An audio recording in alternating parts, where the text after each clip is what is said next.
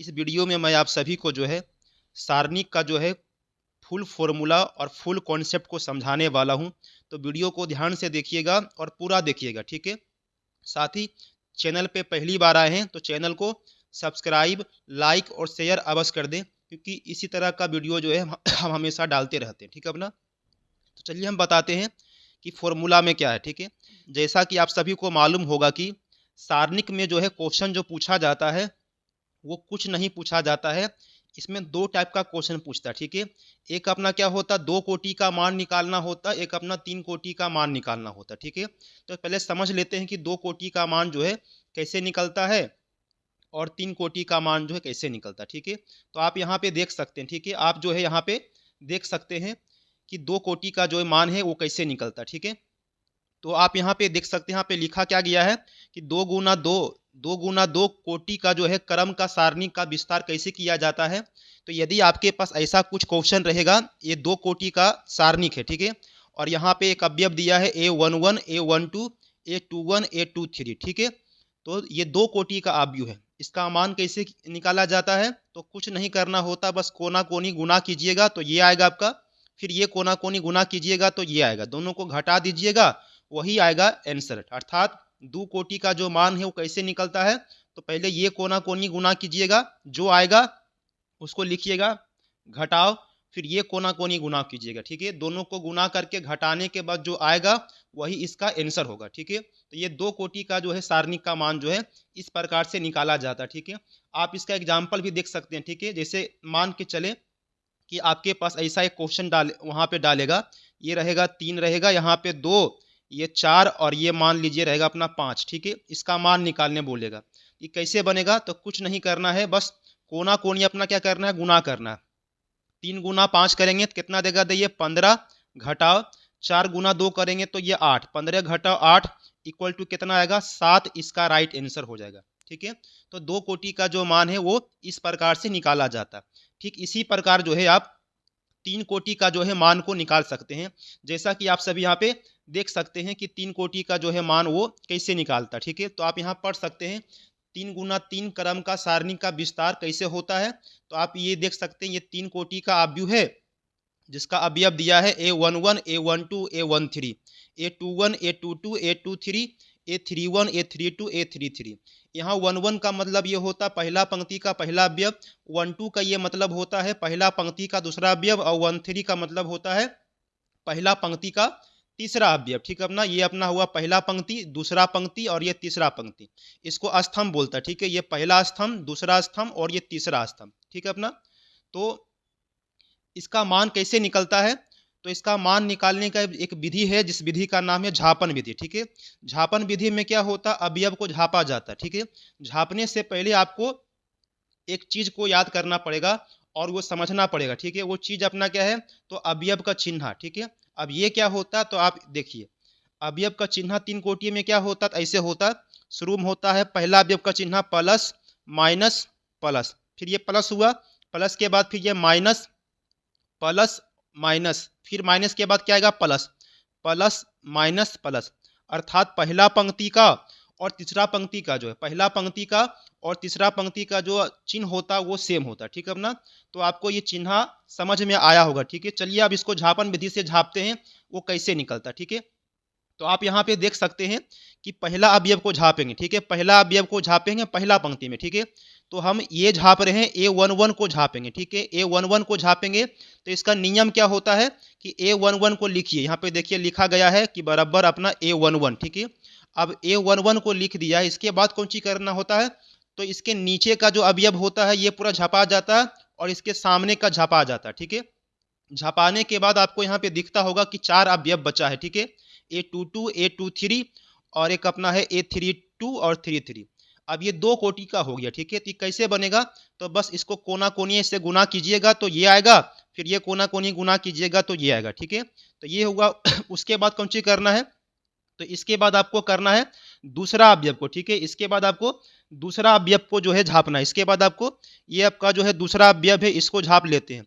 तो दूसरा अवयव का अपना नाम क्या है, A12 है, इसको झापेंगे, ठीक है अपना। तो चलिए झापते हैं, 12 को झापेंगे, ये अवयव को झापेंगे, ठीक है। 12 तो यहाँ पे लिख देंगे क्योंकि इसका चिन्ह माइनस में होता है तो लिखेंगे -1 2, ठीक है। और इसको झापेंगे तो इसके नीचे का झाप आएगा और इसके सामने का झाप आएगा। बाकी जो बचा है A21 और A3 को, ठीक है। ये जो अपना क्या है A21 है और एक अपना क्या है 3 है, ठीक है। तो ये कोना कोनी गुना करेंगे, यहाँ पे आएगा, फिर ये कोना कोनी गुना करेंगे, यहाँ पे आएगा, ठीक है। दो अवयव हो चुका, ठीक है। इसके बाद कौन सी करना, ठीक इसी प्रकार से जो है, ठीक इसी प्रकार से आपको झापना है तीसरा अवयव को, ठीक है। तो तीसरा अवयव का नाम क्या है, तो आप यहाँ पे देख सकते हैं तीसरा अवयव का जो नाम है वो है 1 3। तो अब क्या करना, हमको 1 3 को झापना, ये अवयव को, ठीक है। तो इसके सामने भी झापाएगा और इसके नीचे भी झापाएगा। 1 3 को यहाँ पे हम लोग लिख देंगे, यहाँ पे लिखा हुआ है +1 3, ठीक है अपना। अब क्या बचा है, तो ये बचा है, ये कोना कोनी गुना करेंगे तो ये आएगा और ये कोना कोनी गुना करेंगे तो ये आएगा, ठीक है। आप यहाँ पे देख सकते हैं। तो इस प्रकार से जो है झापन विधि से जो है 3 कोटि का सारणी का जो है मान निकाल सकता है। आप इस पे जो है एक क्वेश्चन को हल करके देख सकते हैं।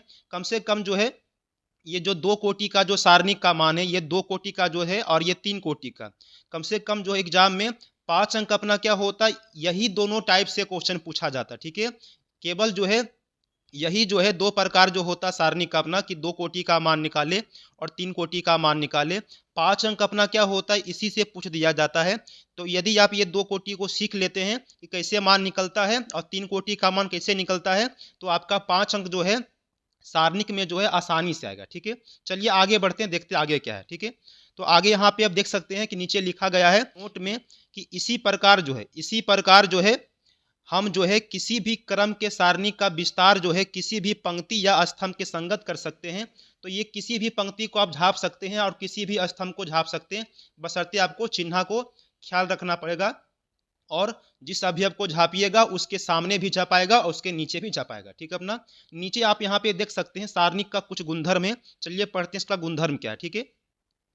तो इसका पहला जो गुणधर्म यहाँ पे आप पढ़ सकते हैं, क्या लिखा गया है कि किसी सारणिक का मान जो है उसकी पंक्ति तथा स्तंभ के परस्पर यानी आपस में परिवर्तित करने पर वो परिवर्तित रहता है। अर्थात जब हम किसी सारणी का पंक्ति और स्तंभ को बदलेंगे तो सारणी का मान जो है नहीं बदलता, ये वही कहना चाहता है, ठीक है। 2 नंबर, ये गुणधर्म आपको क्या करेगा, तो लॉन्ग क्वेश्चन को हल करने में सहायता देता है, ठीक है। यदि आप इसको समझ जाते हैं तो आपका लॉन्ग क्वेश्चन भी आसानी से बन जाएगा। ये सब नियम को फॉलो करना पड़ेगा आपको, ठीक है। आगे बढ़ते गुणधर्म नंबर 2 में क्या है, तो यदि एक सारणी का कोई 2 पंक्ति, ठीक है, कोई 2 पंक्ति या स्तंभ को परस्पर यानी आपस में परिवर्तित कर दिया जाता है तब सारणी का चिन्ह जो है परिवर्तित हो जाता है। मतलब यदि 2 पंक्ति या 2 स्तंभ को बदली करेंगे, मतलब ये बोल रहा कि पहला पंक्ति को दूसरा पंक्ति में कर दीजिए और दूसरा पंक्ति को पहला में कर दीजिए, तो बदल सकते हैं, लेकिन बदलने के बाद जो है सारणी का मान जो है आपको नेगेटिव करना पड़ेगा। प्लस होगा तो नेगेटिव करना पड़ेगा, ये वही कहना चाहता है, ठीक है अपना।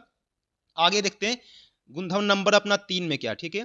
तो गुणधर्म नंबर 3 में क्या बोला गया है, आप यहाँ पे पढ़ सकते हैं, ठीक है। 3 में अपना क्या है, यहाँ पे आप देख सकते हैं कि यदि एक सारणी का कोई 2 पंक्ति अथवा स्तंभ समान है, ठीक है, अथवा सभी संगत अवयव समान हो तो सारणी का मान 0 होता। इसका कहने का मतलब क्या हुआ, यदि कोई ऐसा सारणिक हो और इसका 2 पंक्ति का अवयव समान हो, ठीक है, 2 पंक्ति का अवयव समान हो अथवा 2 स्तंभ का अवयव समान हो, तो उस सारणी का मान कितना आएगा, 0 आएगा, ठीक है। तो सारणी का मान 0 कब आएगा, जब आपको देख लेना है कि पहला पंक्ति अथवा दूसरा पंक्ति, ठीक है, पहला दूसरा या फिर पहला तीसरा, ठीक है, पहला दूसरा या फिर अपना पहला तीसरा का अवयव बराबर होगा तो उस सारणी का मान 0 होगा। साथ ही आपको ये देखना है कि पहला स्तंभ और दूसरा स्तंभ अथवा पहला स्तंभ या तीसरा स्तंभ का अवयव बराबर होगा तो उसका मान क्या होगा, 0 होगा। अर्थात ये कहना वही चाहता है कि 2 पंक्ति अथवा 2 स्तंभ,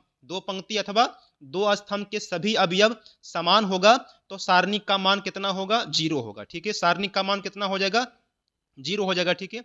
इसके बाद हम लोग पढ़ लेते हैं 4 नंबर, ठीक है। तो 4 में क्या लिखा गया है, यहाँ पे देख सकते हैं कि यदि एक सारणी के किसी एक पंक्ति के प्रत्येक अवयव को एक अचर के से गुना करते हैं तो सारणी का मान जो है वो के गुना हो जाता है, ठीक है। इसका कहने का मतलब ये हुआ कि एक अचर पद जो है के है, एक अचर पद अपना के है और ये 5 है, 4 है, 3 है और ये 2 है, ऐसा एक क्वेश्चन है, ठीक है। तो के का जो मान है वो कितना आएगा, तो के का मान ये बता रहा 5 दूना 10 अचरतिया 12, ठीक है। घटाने के बाद कितना गया -2, ठीक है। तो ये बोला के का जो मान है -2 गुना के होगा, ठीक है। इसको आप ऐसे भी समझ सकते हैं कि के जो है अचर पद जो है, ठीक है, के जो अचर पद है वो केवल एक पंक्ति में गुना होगा अथवा एक स्तंभ में गुना होता, ठीक है। इस पे जो है आपको क्वेश्चन भी एग्जाम में पूछा जाता है, यदि इस पे आप क्वेश्चन कर लेते हैं तो बहुत ही फायदा मिलेगा आपको, ठीक है। चलिए आगे बढ़ते हैं, नंबर 5 में देखते हैं 5 में क्या है। 5 में जो यहाँ पे ये लिखा गया है कि यदि ए एक n गुना n क्रम का आव्यूह है तो के का जो है सारणिक मान होगा कितना, तो के पे पावर n और ये सारणिक a, ठीक है। 6 में क्या लिखा गया है, तो यदि एक सारणिक का किसी पंक्ति या स्तंभ के प्रत्येक अवयव में दूसरी पंक्ति या स्तंभ के संगत अवयव को के से गुना करके जोड़ दिया जाता है तो सारणी का मान जो है वही रहता है, अर्थात चेंजिंग नहीं होता। ये कहना क्या चाहता है कि यदि किसी सारणिक में ऑपरेशन करते हैं, पंक्ति करते हैं चाहे स्तंभ ऑपरेशन करते हैं, ठीक है, नहीं पंक्ति को दो पंक्ति को जोड़ते हैं तो सारणी का मान जो है वो नहीं बदलता, वो अपना सेम ही रहता, ये वही कहना चाहता, ठीक है।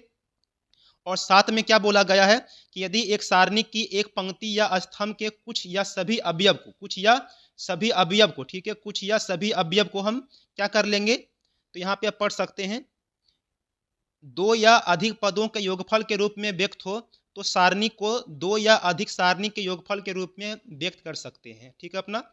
अर्थात यदि सारणी का जो है दो पद योगफल के रूप में रहेगा तो हम दोनों को अलग अलग करके दो सारणिक अपना बना के जोड़ सकते हैं, ये वही कहना चाहता है, ठीक है।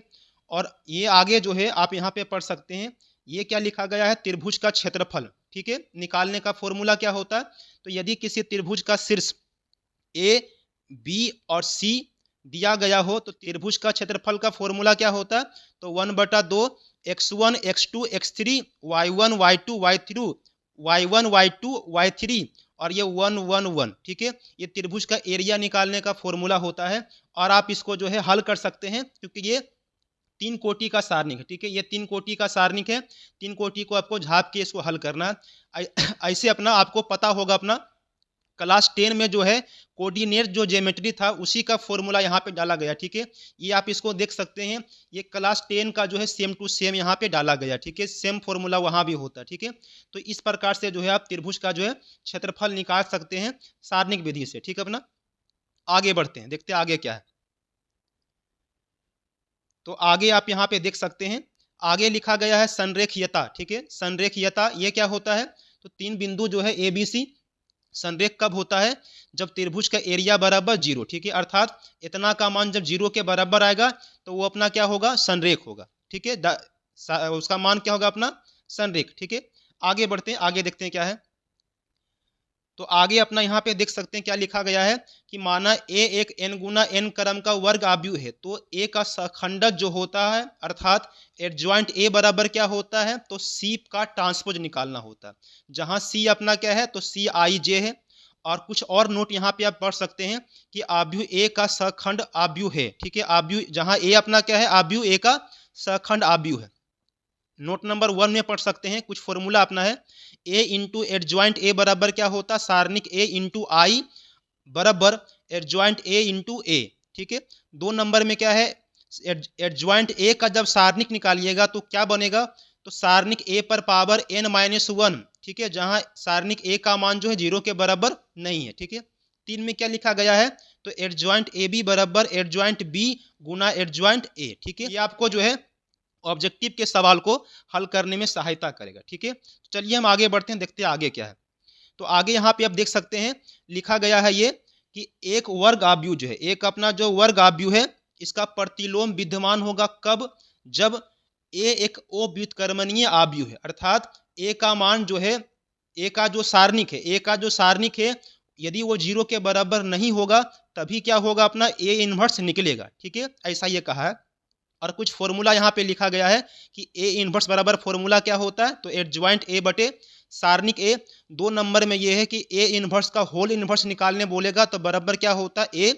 3 में ये है कि ए बी का होल इनवर्स बराबर क्या होता है, तो B inverse into A inverse.